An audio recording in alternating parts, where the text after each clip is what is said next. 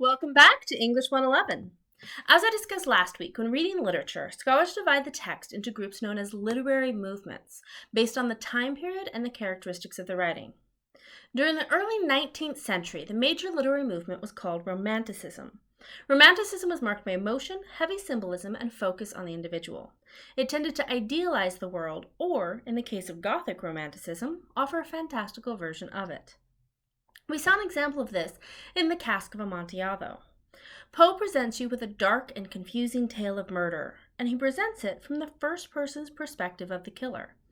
This story doesn't feature the ghosts and haunted houses of many Gothic stories. Instead, Poe's horror comes from a killer who offers no reasonable explanation for his actions, and who invites us, the readers, into his madness. This is what we call an unreliable narrator. He's our only access to the world. He even addresses us directly. But how can we trust anything that he says? The horror of this story is that the killer is entirely human. He's just like us in a lot of ways, and yet he carefully, coldly bricks a man into a wall and leaves him to die. He even seems to enjoy listening to the pleas of his victim. Poe seems to be asking, what's the difference between a man and a monster? The Yellow Wallpaper is actually dealing with similar issues. An unreliable narrator, Gothic spaces, questions of mental illness. Rather than telling the story from the perspective of the villain, Gilman makes the reader ask, is there a villain? The narrator's husband, John, becomes the focus of this question as we, and the narrator, wonder whether John is well-intentioned but misguided, actively harmful, or actually correct. There are definitely issues of misogyny at play as the narrator's needs, experiences, and desires are actively dismissed. But there's also clearly something wrong here. Did John's good intentions count?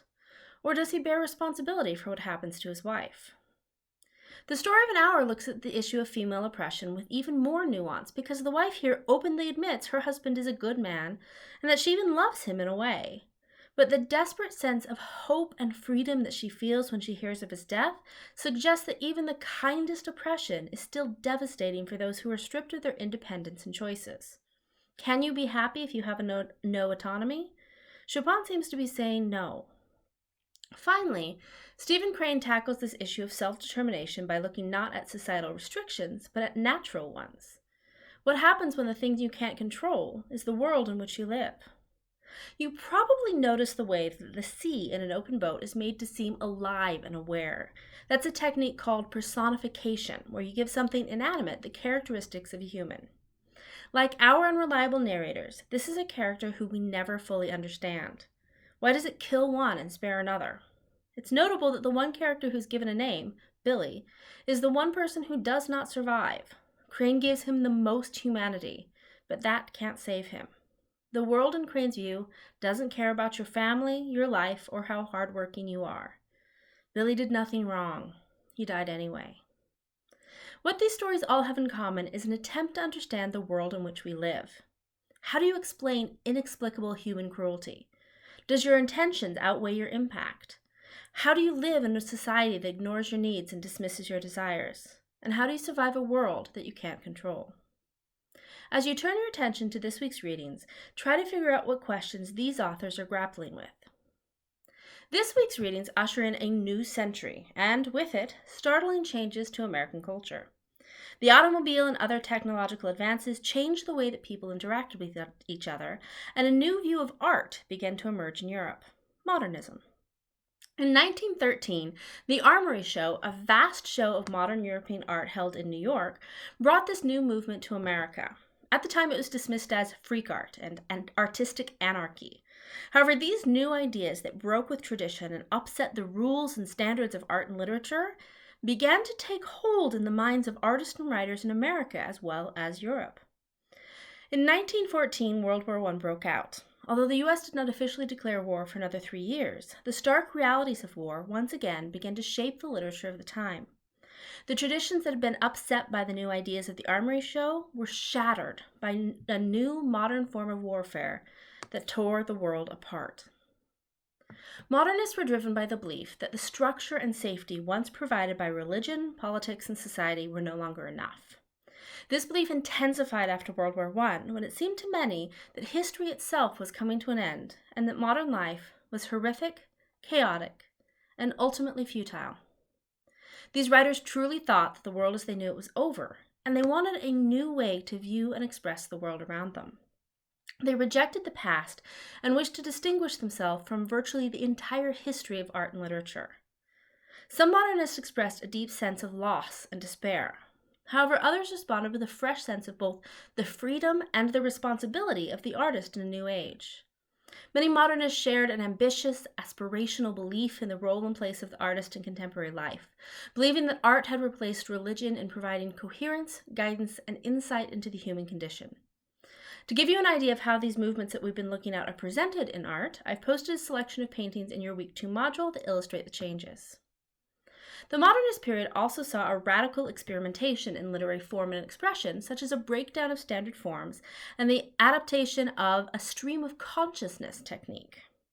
This experimentation was partly a response to the new forms of expression they're developing in painting, sculpture, and music, and to technological innovations, such as the telephone and the cinema, which were changing the forms and the very meaning of communication. Ezra Pound's famous call to "make it new" is rightly considered one of the modernist mottos. Additionally, most modernists believe that literature should be challenging and unsettle readers, and much modernist work is intentionally demanding and difficult. What all the modernists share was a belief in literature's importance in the modern world and the need for it to be continually vital. While the pre-modernist world is characterized by a sense of order and stability rooted in the meaningful nature of faith, collective social values, and a clear sense of identity, both personal and cultural, the modernist period is characterized by a sense of chaotic instability rooted in the revelation that collective social values are not particularly meaningful, leading to faithlessness, skepticism, and a confused sense of identity. Our first story for this week, A Rose for Emily, is one that's hard to categorize. It's at once a realist story focused on life in a small southern town, a gothic mystery about an antebellum family, and a more modernist story that eschews conventions of short storytelling by moving through the narrative in a stream of conscious mode that ignores the actual chronology of the story. The story is written by William Faulkner, who was born in Mississippi in 1897.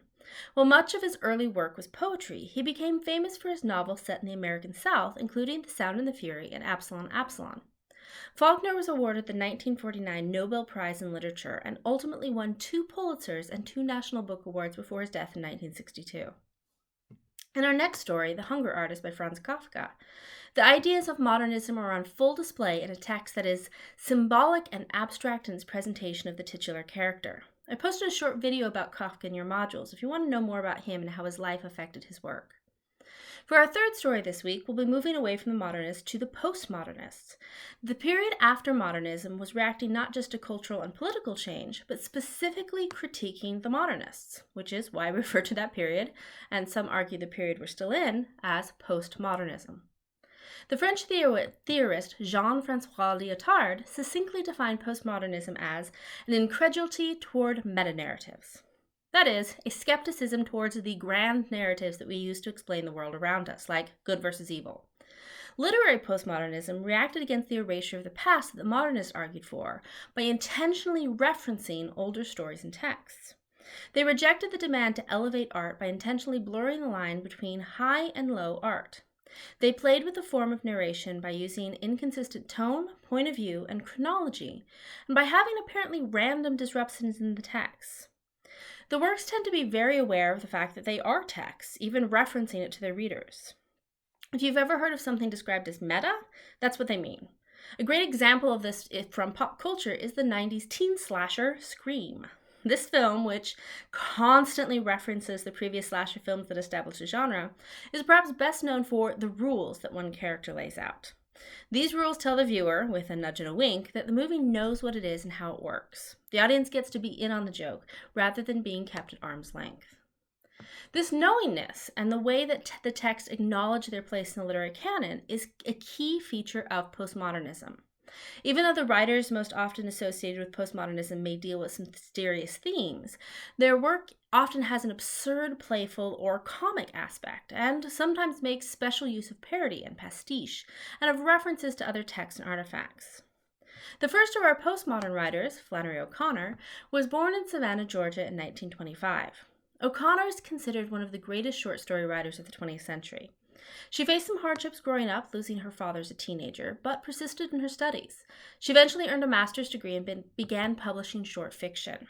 Her work was informed by her experiences growing up as a Catholic in the South, and religion was to become a recurring theme in her work. This can be seen in our story for the week, A Good Man is Hard to Find. O'Connor's stories tend to be darkly comic, embracing the postmodern tendency to question the grand narratives of good and bad, right and wrong that both society and religion teach. Amy Tan, another postmodern writer, is the daughter of Chinese immigrants. In her writings, Tan explores the layered and complex relationships between women and between Chinese and American cultures. Our story for this week, A Pair of Tickets, is an excerpt from Tan's most famous novel, The Joy Luck Club. This book explores the bonds between 4 Chinese women and their daughters as they try to find a place in American culture as immigrants seeking the American dream, which isn't always what it promised to be. As you read, consider what changes in society these texts might be reflecting.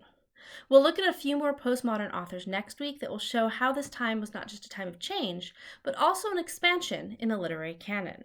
As always, you have a discussion board post and a journal entry to complete. If you have questions, don't hesitate to ask. Happy reading.